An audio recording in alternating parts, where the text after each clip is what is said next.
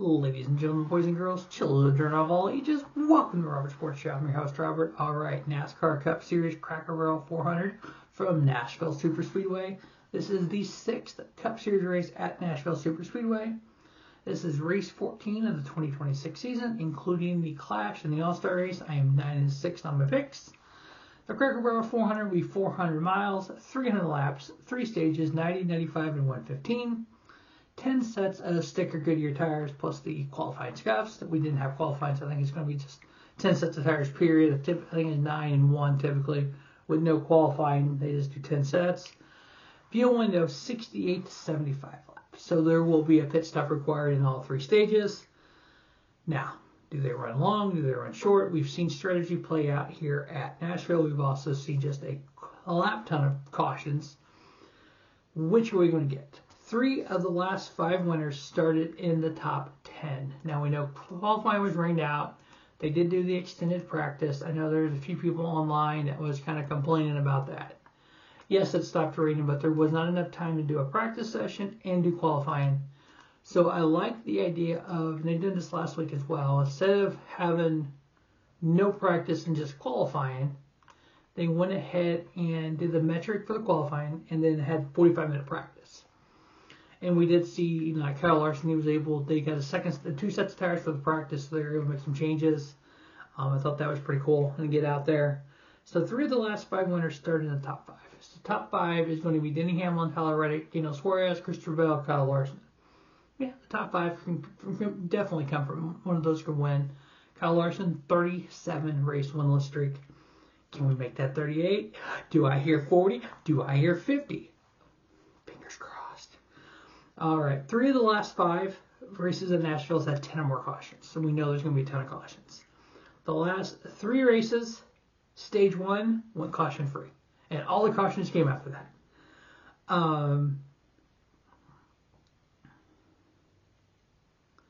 2 of the last 3 races at Nashville, there was a 100+ lap run at the end of the race. Weird as hell. We all know a couple of years ago we had the 5 overtimes. Everybody was running out of gas. Somehow Joe Logano had enough gas and got the win. So we've seen crazy things happen in Nashville Superspeedway. All right, the last 4 races at Nashville Superspeedway. There's no other track on the circuit that is comparable. Like we go to Las Vegas or Kansas or Charlotte, we can kind of look at all those cookie cutter mile and a halves and kind of compare different things. Here, there is no. So 1.33 mile concrete track. Dover's concrete and Bristol's concrete. One's a mile high bank, one's a half-mile high bank. So the last 4 races at Nashville Superspeedway, Denny Hamlin average finish 6.0. Kyle Larson 6.25. Zane Smith runs well here, 7.25. Joey Logano 8.25 in a win. Carson Hocevar 9.0. Chase Elliott 9.5 in a win. Bubba Wallace 10.0, Ryan Blaney 11.5 in a win, Ross Chastain 12.5 in a win. And we did find out today that for 2027, Corey Heim will be full-time in the 35, or the 3rd car for 2311, along with Bubba Wallace and Tyler Reddick. 35 may or may not be the car number. I don't think they were talking about changing it possibly. But we know Corey Heim will be in that. And then Riley Herbst will move on to another team. Rumor has it Legacy Motor Club, but we know something's up with Parker Retzlaff with Legacy Motor Club. I'm wondering if Legacy Motor Club is starting a Rally Series team, because I just don't know. I mean, because we saw Parker Retzlaff at Nashville in the Truck Series in a Toyota driving with a Legacy Motor Club fire suit on. Is he cup ready? I don't know. He could be third driver they can build on. I mean, okay. But then where does Riley Herbst go? But we know there is a ride open at RCR. But, it's like, yeah. Riley Herbst does bring a sponsor with him. They had the monster deal. So, a lot of pieces to fill. We got one little piece with Corey Heim. We know Riley's out. But where's everybody else go? All right, the last 4 races, average running position in Nashville. And we know, based on that Joey Logano win, average running position is kind of a bigger stat than average finish, because you can have a bad average finish because you ran out of gas, or you can have a good average finish because you just happened to run shit all day and then you won the race because of crazy things happening. So average running position in those 4 races, Denny Hamlin 3.84, Ross Chastain 9.45, Chase Elliott 9.82, Seabell 10.40, Joey Logano 11.51, Kyle Larson 12.15, Ryan Blaney 12.66, Tyler Reddick 13.65, and William Byron 14.25. Now we know at times the last couple of years people have improved with this Gen 7 car, so we're going to look at the last 2 races, the 24 and 25. Joey Logano average finish of 2.5. He had a win, and the year before he finished the year before? 3rd. Ryan Blaney 3.5, so a couple Penske cars up there, but again, this year Penske's been way off. Tyler Reddick 6.0, Bubba Wallace 6.5, Denny Hamlin 7.5, Zane Smith 7.5, Kyle Larson 8.0, Carson Hocevar 9.0, and then Chris Buescher 9.5. Those 2 races, average running position. Now here's where that average finish and average running position kind of look kind of wonky here. Denny Hamlin 3.93, Tyler Reddick 8.96, Ryan Blaney 8.99, William Byron 10.62, Joey Logano. Average finish 2.5. Average running position 10.87. Christopher Bell 11.71, Chase Elliott 12.69, Ross Chastain 13.12, and Kyle Larson 14.27. Now a couple stats I'm going to use here that I think you used one of them once. The tire. We talked about Goodyear softer tire. This particular cut tire by D5284 and D5290. The left side is 5284, the right side is 5290. That is the code for the tire. This particular tire code has been ran at the 1.5 miles this year and at Darlington. So at Vegas, Darlington, Kansas, Texas, and then last week at Charlotte. Same tire. We know at Darlington we had the 750 horsepower low downforce package. We don't have it at the other tracks. This track has that as well. So I'm really kind of thinking this race at Dover, it's going to be a lot like that Darlington race. Now, one thing they've done, and they did this at Dover, they did it in Nashville as well, is they did the traction compound from safer barrier to the grass, all the way down in the corners.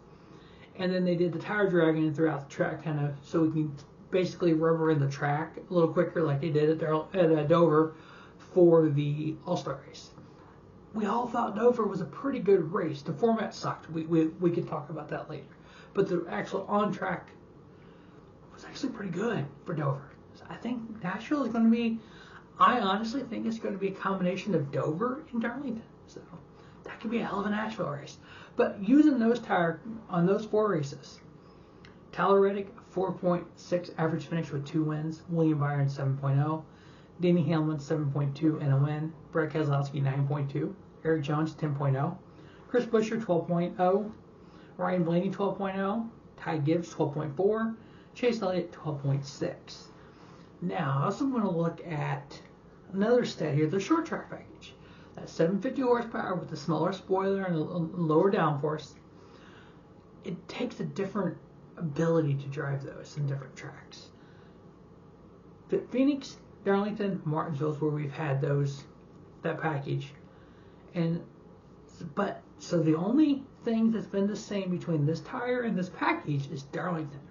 So that's why I talked about Darlington a little bit there. I think we can get kind of a version of that here with the same tire, same aero package. Ryan Blaney in this short track package, 3.0 and a win. Ty Gibbs, 3.75 and a win. Denny Hamlin, 5.15. Denny Hamlin's been pretty steady, pretty good at all of them. Tyler Reddick, same way, 7.0 and a win. Brett Keselowski, 11.0. Ryan Preece, 11.5.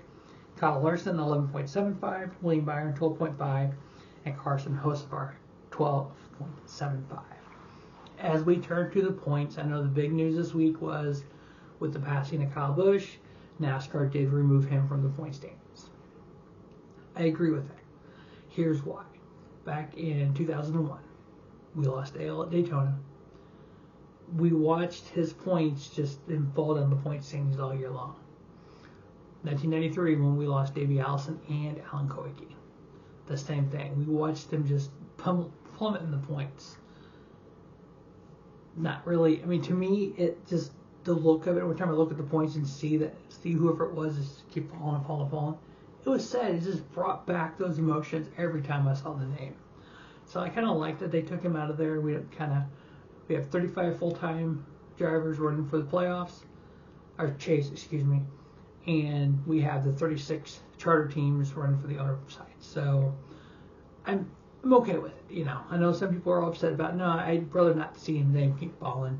Somebody said toward that, one of the comments I read was, after 5 races, 6 races, Kyle will be like, I'm still ahead of this person. Yeah, we don't need to worry about that. If you mathed it out for the whole year, he was 36 in points, 37 in points, 36 in points. He'd been last. So we don't need him in there. And I agree with that. Anyway, halfway through the regular season, 26 regular season races, 13 down, 13 to go before we do that 10 race chase at the end of the year. Tyler Reddick, 5 wins, 122 point lead over second place, 332 point lead over the cut line. 4.5 races is where Tyler Reddick is when it comes to the cut line. So if we look at the regular season with 4 races to go, even 5 races to go, he'll probably, so let's see, Chase, so 5, before TNT ends, so Indianapolis, even maybe North Wilkesboro, Tyler Reddick will have clinched a Chase spot by then. He will not be able to be knocked out. No later than Indianapolis, more likely, because the 4 races after that's Iowa, Richmond, New Hampshire, and Daytona. So yeah, between the Prime and TNT, during the TNT era of the schedule, that's where he'll clinch a spot in the chase. Unbelievable. Second in points, Denny Hamlin, again, minus 122, but he's plus 210 to cut line. Ryan Blaney with a win, plus 158. These people are closer to the cut line than they are to the top. Ty Gibbs in 4th with a win, plus 137. Chase Elliott, 2 wins, minus 135. Kyle Larson, plus 98. Chris Buescher, plus 97. Christopher Bell, plus 73. With a win, Carson Osbar, plus 68. Daniel Suarez with a win, plus 62.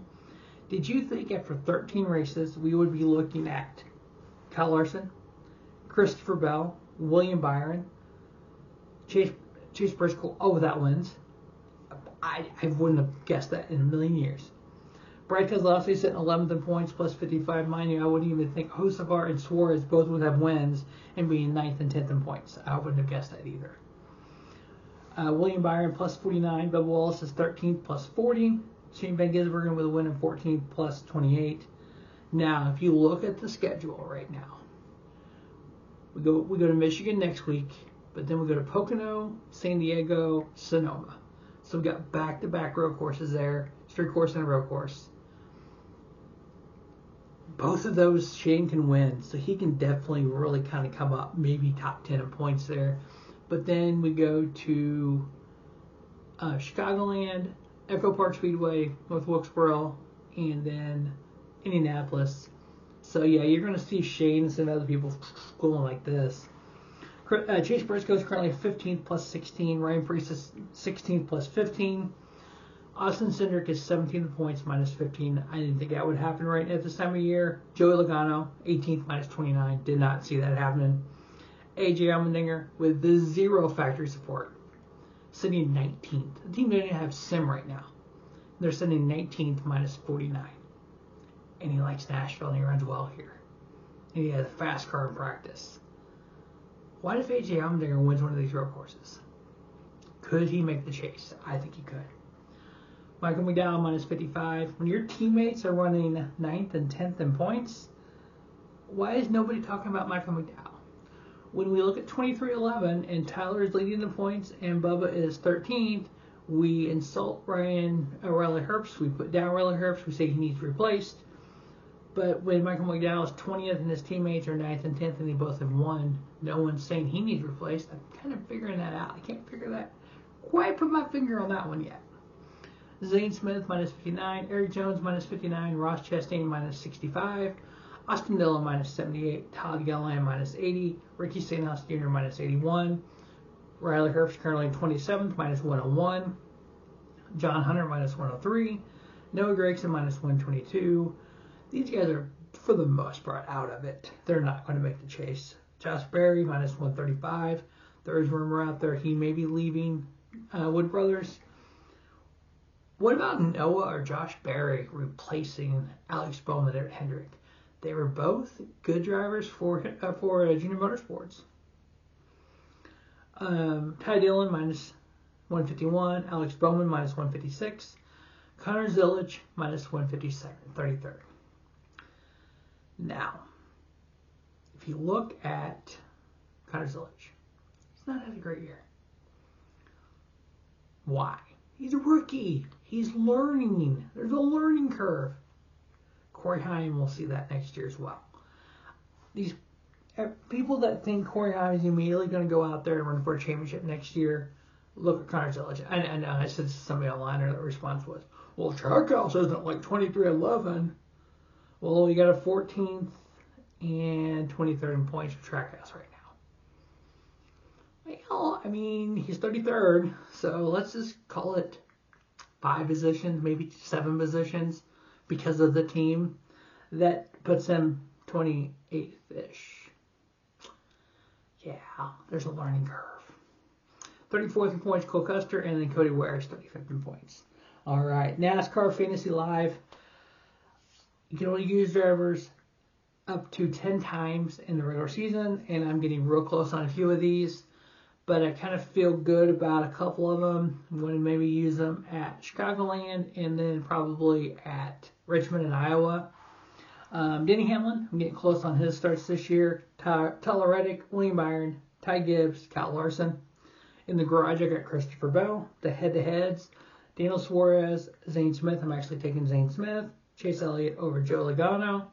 Taking Shane Van Gisbergen over Ricky Stenhouse. Taking Ty Gibbs over Ryan Blaney. So the 4 picks to win the Cracker Barrel 400 from Nashville Superspeedway. Denny Hamlin, Tyler Reddick, Ty Gibbs, and I'm picking him. I know he's got a 37 race winless streak, and I hope it gets to 50. I hope it gets to 100, but I am picking Kyle Larson. I wouldn't be doing myself any favors if I didn't pick a guy who has the ability, who runs well at this track. He has the second best average finish in the last 4 races with the next Gen 7 car at Nashville. The last 2 races, he has the 6th best average finish. With this package, he runs well. With this tire, doesn't run so well, but Hendrick has been down a little bit this year.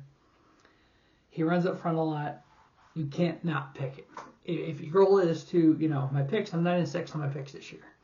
If my goal isn't to make sure that's above 500 or actually win, I wouldn't pick him. But he's capable. So, Hamlin, Reddick, Gibbs, and Larson are the 4 picks. As always, thanks for watching Rubber Sports Show, and don't just have a great day.